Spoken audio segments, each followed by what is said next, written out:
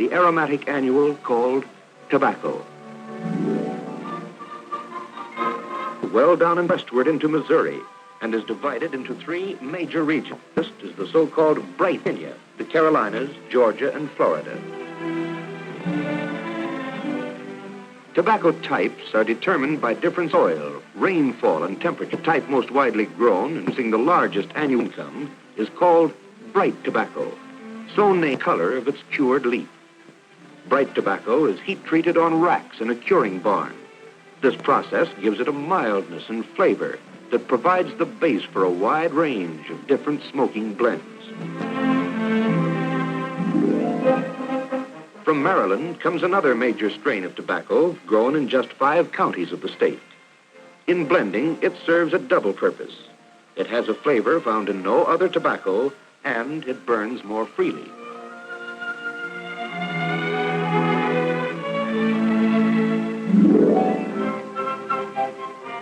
Missouri, Kentucky, Tennessee, and Ohio grow the third major strain of tobacco, burley, famous the world over for its fine smoking qualities.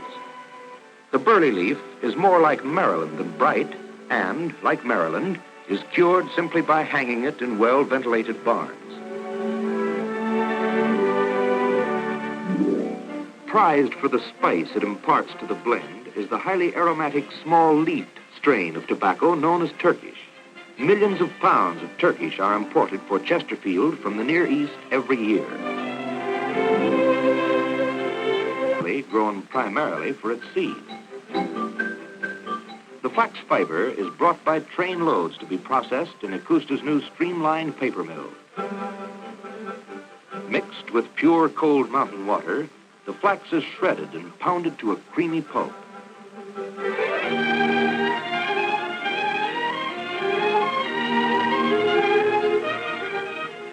It is passed through mixers and condensers until it is ready to be a fine meshed screen, where the water is drawn off and the pulp passed on to be formed into cigarette paper. Miles and miles of it.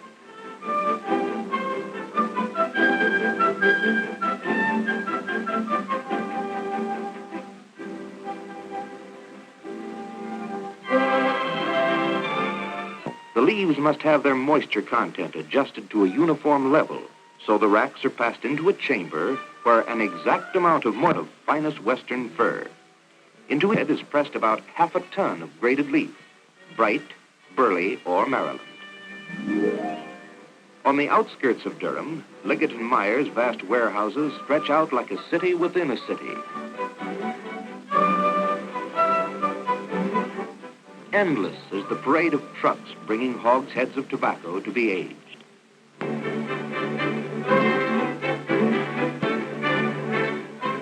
In the warehouses, the hogsheads are stacked up according to an elaborate plan of rotation, and on each is fastened a pedigree of the tobacco that it contains, where it was grown, what type it is, and when it was bought.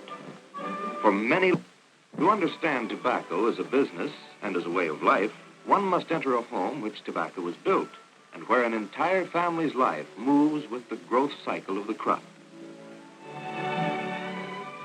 Of the many farmers in Tobaccoland, Claude Whitehead of Chatham, Virginia, is one of the most progressive. The tobacco cycle begins in January, and plans for the year's operations absorb the interest of the whole Whitehead family. Winter is waning, and the time has come to get ready the tobacco seed bed. Tobacco seed is almost microscopic, about the size of the poppy seeds you get on bakery rolls. The farmer mixes the seed with neutral soil to ensure an even distribution in the sowing. His seed has been selected after many years of experimentation and improvement, not only by the planter, but by government agencies. The 3 great types of American tobacco, Maryland, burley, and bright, were each developed regionally by natural factors, but variations within each type have been scientifically adapted to help the farmer get the best and the most abundant yield from his particular acreage.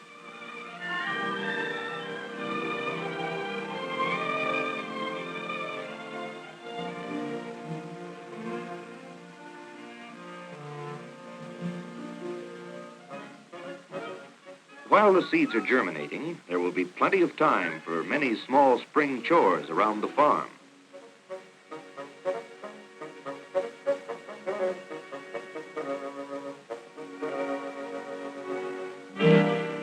It is a great day for the farmer when the seed bed's protective covering can be drawn back to inspect the first leaflets of this new year's tobacco crop. But before the seedlings can be transplanted to the fields, many more warm and sunny days must pass.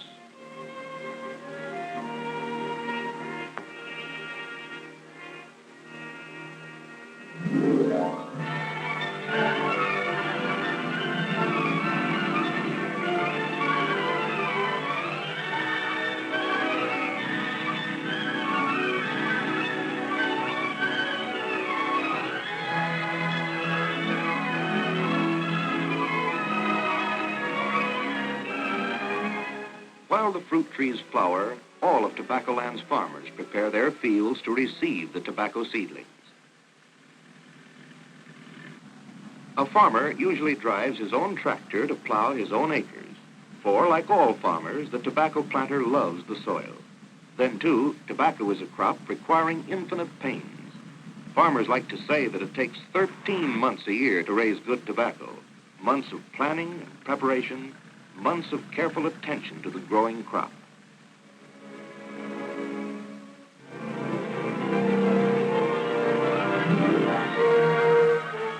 Dawn of the first transplanting day comes as a 0 hour for the tobacco farmer. He will be up with the sun and will breakfast heartily, for before nightfall, tens of thousands of his tobacco seedlings must be taken from the seed bed and set out to grow. At stake in this operation will be Farmer Whitehead's biggest cash crop and the bulk of his income for the year ahead. All hands are needed in the fields and at the seed beds on this day to lift the baby plants gently out of the earth and carry them to the planting fields. To set out his tobacco seedlings precisely and individually in neat rows and at exact intervals, it uses an ingenious device which, although slower than automatic transplanters, enables him to see that every one of his plants is healthy and gets a proper start in life. On this day, or on days near it, the entire Southland will be stitched across with a delicate green pettipoint.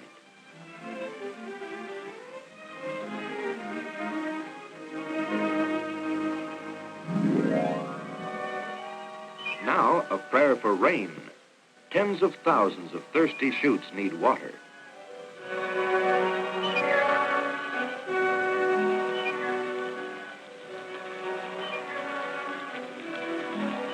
Again, the Southland's mountain ranges come to the aid of the farmer in lifting the damp winds from the sea to be cooled and condensed into the blessing of rain.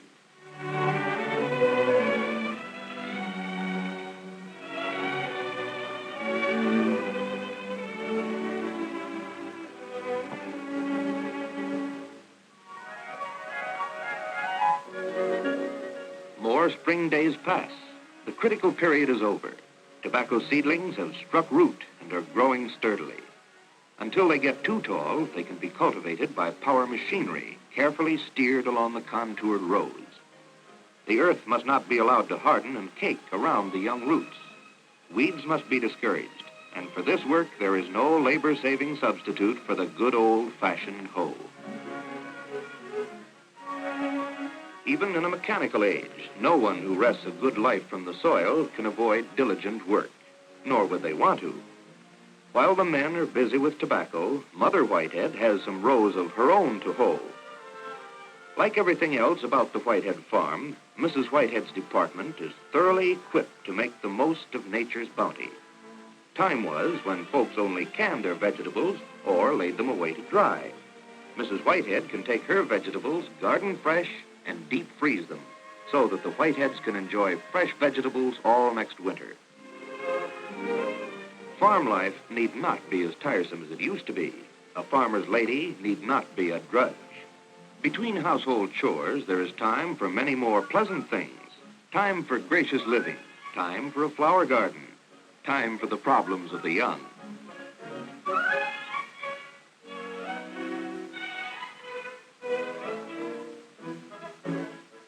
Like many of the ladies in Tobaccoland, Mrs. Whitehead takes proper pride in her grounds and planting.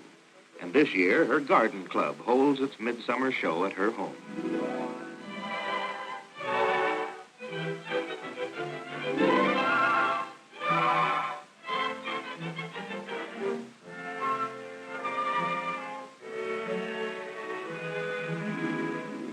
And for the young, vacation is not all hoeing and weeding.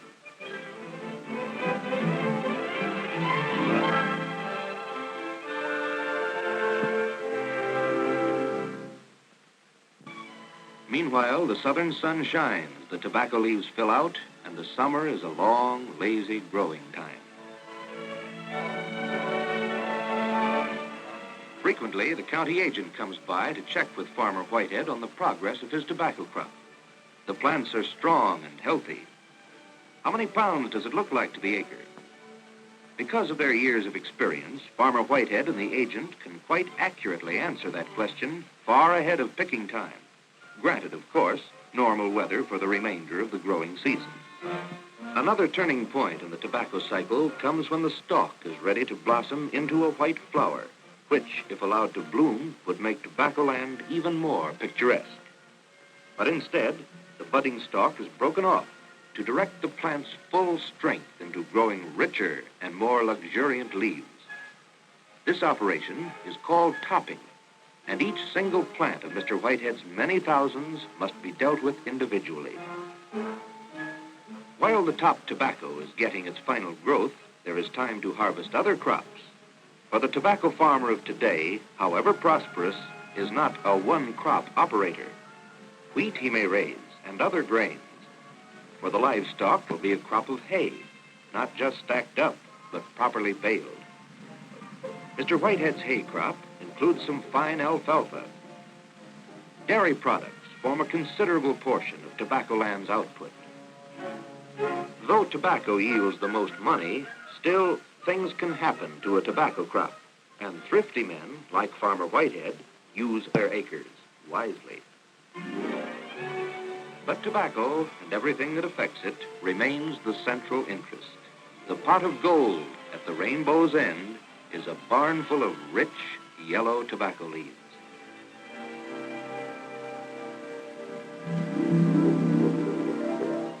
By early autumn, Farmer Whitehead's crop of bright tobacco is ready to be picked. Tobacco men call it cropping. And a curious array of mule-drawn sleds appears in the fields to fetch the crop. The ripest leaves, those at the bottom of the stalk, are picked first. Again, the work is all done by hand in several stages as the upper leaves mature in their turn. The magnitude of this task can be appreciated when you figure that there will be about 7,800 tobacco plants to each acre and about 20 leaves to be picked from each plant.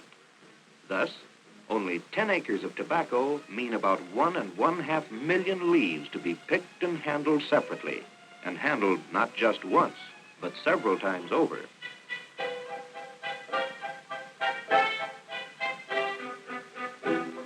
The first handling is to string the leaves on long sticks to get them ready for the curing barn. Now, man takes over from nature, takes the lush green leaf and ripens it into the softest gold. No other crop harvested by man is more tenderly handled. Instead of being left to caprices of the weather, it will have its moisture content properly controlled.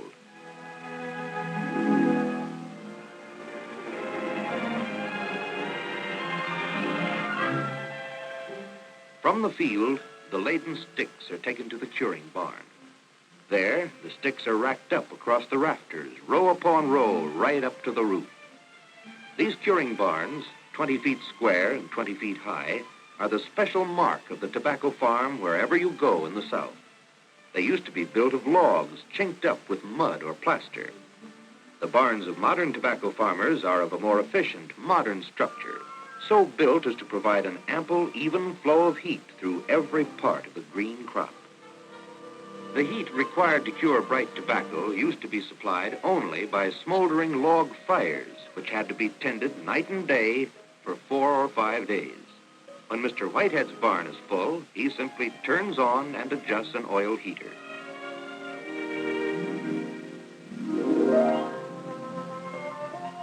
Now the barns are full and the fields are empty. Abundance grew.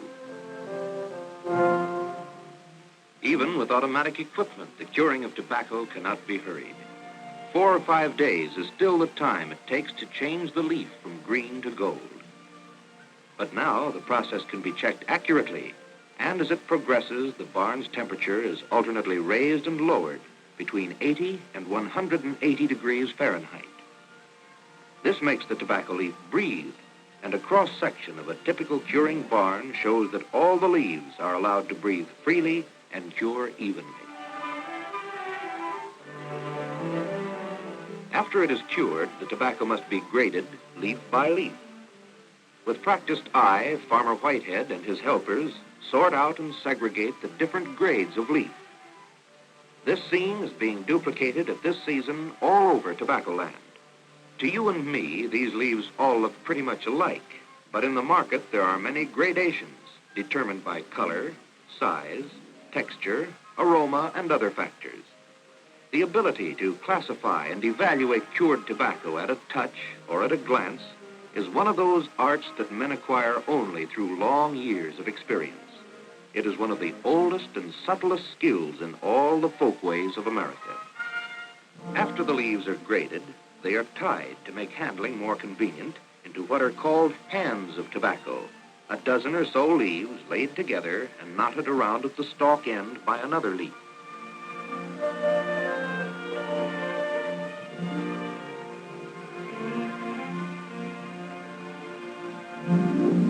Now the crop is ready for market, and when the owner judges his time is ripe, he loads up his truck for the first of several trips to the auction warehouse.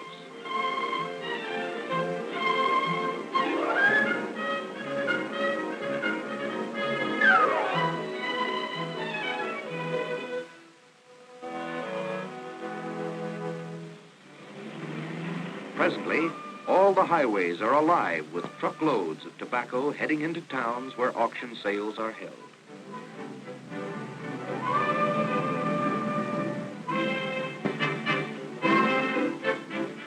Market time in each section of Tobaccoland lasts from 8 to 12 weeks. It begins in July in Georgia and South Carolina and ends months later in Kentucky. Competition is keen among the many warehouses in market towns. The farmers bring their crops to the trading floors in shallow baskets. Each basket is carefully weighed and checked.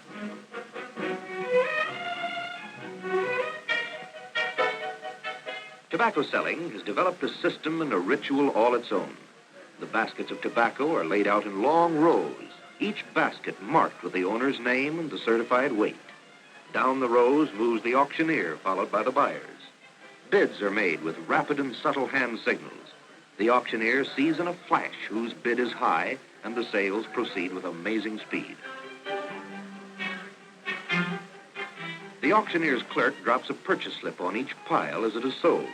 The farmer picks up his slip and takes it to the warehouse office for redemption in hard cash.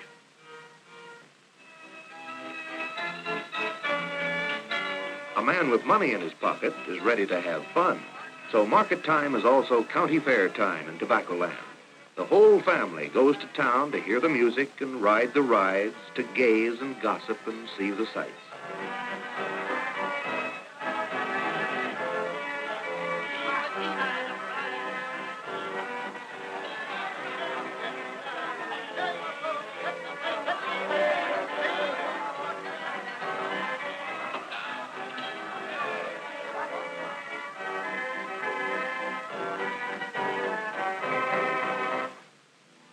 But the county fair is not for amusement only.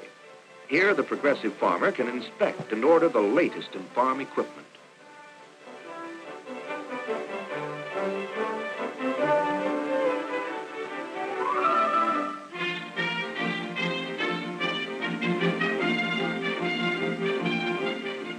At the fair, farm products are exhibited and awarded prizes. For Tobaccoland can grow the best of everything it needs and plenty of it. Here, farmers meet their friends from far and near, and the perennial topics of farm life are discussed all day. How did you make out this year? What prizes did you win? Mighty fine tobacco you've got there, Brother Whitehead. Surprising to the uninitiated is the number of refining and finishing processes to which it has been found necessary to subject even the best tobacco that money can buy. Prize-winning quality tobacco, the choicest, most fragrant leaves grown in the Southland, are what Liggett & Myers Tobacco Company purchases for Chesterfield every year. After their long aging in the warehouse, the hogsheads of prime leaf are taken back to the factory and knocked open.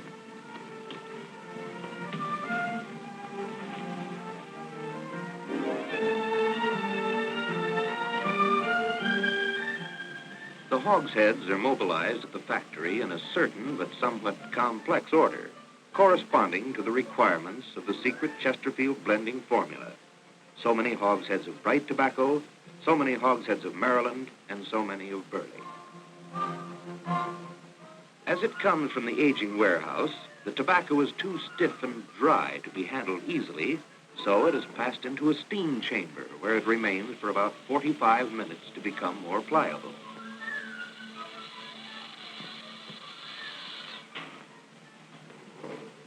When it leaves the steam chamber, the tobacco is still somewhat compressed. The leaves must be pulled apart and fluffed out.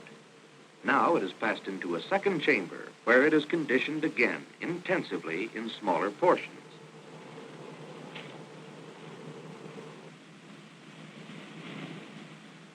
Before anything further is done, the tobacco leaves must now be rid of their tough fibrous stems, and this whole building where the tobacco is first received at the factory is called the stemmery.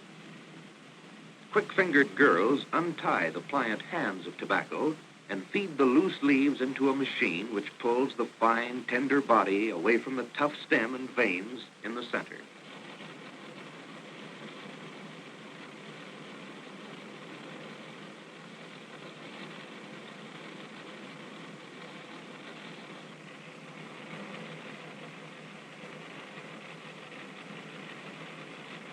The stems are recovered and taken away to be processed into other products by chemical companies.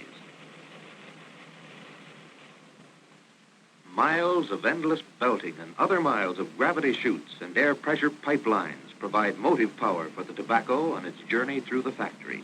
After being stemmed, the tobacco is reconditioned to get it ready for blending, which takes place in big bins fitted with mechanical mixers.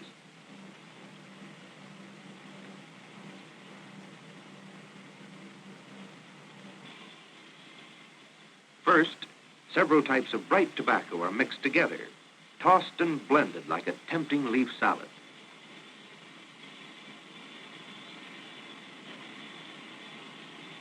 Different types of burley are also blended in a separate operation before being blended with the brights. The brights, Maryland, and the burleys are then brought together in other blending machines, large revolving drums, not unlike the drums used to shake up lottery tickets. But here there will be no drawing of winning or losing numbers. All the contents will come out on the winning side in a delicate uniform blend, to which, at the last moment, just the right amount of aromatic Turkish is added.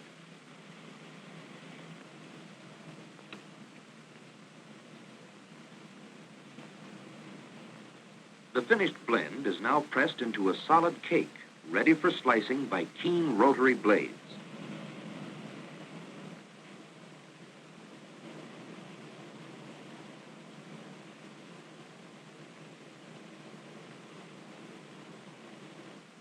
These knives whirl around like an airplane propeller.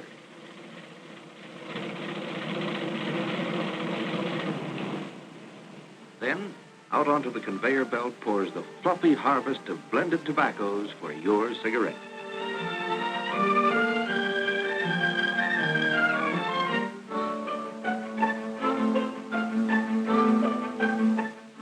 In the cigarette-making room, miles of paper ribbon from the Augusta Mountain Mill are racing along, ready to be rolled around the fragrant tobacco.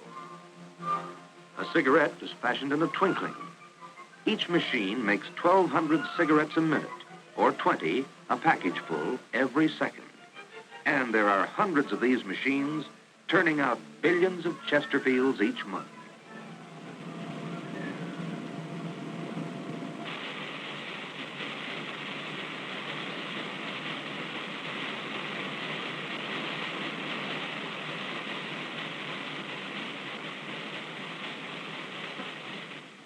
When the cigarettes arrive at the packaging machines, they are not wrapped up, as many people suppose, but are inserted, 20 at a time, into packages cleverly fabricated before the cigarettes arrive.